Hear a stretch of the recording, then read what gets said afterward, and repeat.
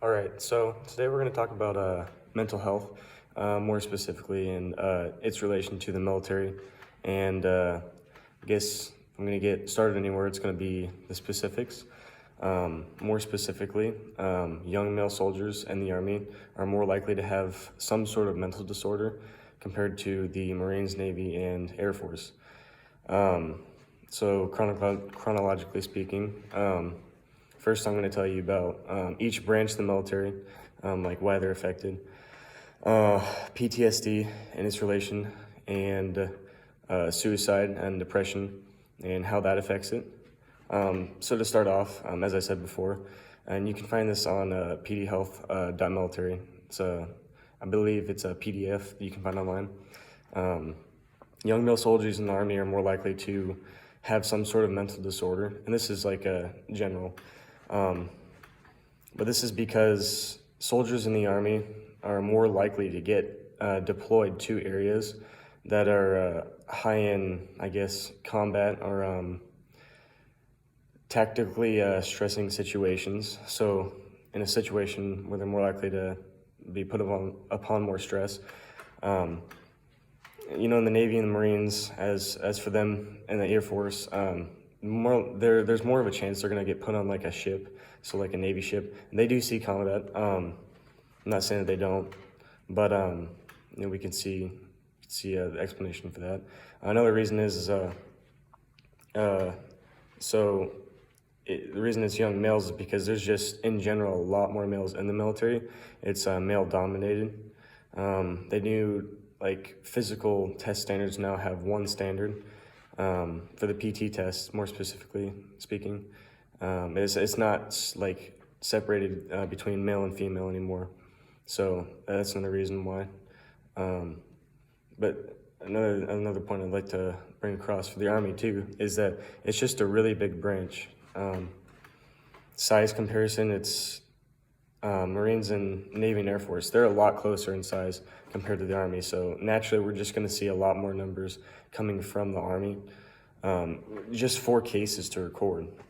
So I just told you about the branches of the military and their relations to mental health. So now I'm going to move on to PTSD. So PTSD and even depression and suicide rates, like these are the biggest issues mental health wise that the military has. 2 of them at least, like high ranking up there. So related to combat, like I was talking before, PTSD is induced by traumatic events. So we can see how members of the military are going to get PTSD more often. And young soldiers, they're more likely to enlist or become officers just because the age limit is 17 and over to 33. And I don't know if I stated this before, my more specific topic or my audience, speaking to you guys, is anyone 17 and older looking to join the military. Anyway, so younger people are more likely to fight or be in combat. So they're more at risk for mental health disorder. So I told you about PTSD, and we're gonna move on to depression and suicide rates. So for depression, major depressive disorder, generally symptoms speaking, they're pretty subtle at first.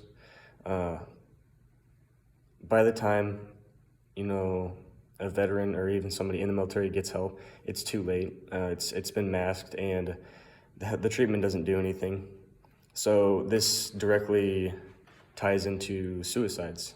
So we see a lot of suicides from that, numbers-wise. And if more specifically, you can find this on dspo.military. It's another PDF from the government where you can see all the numbers and stuff.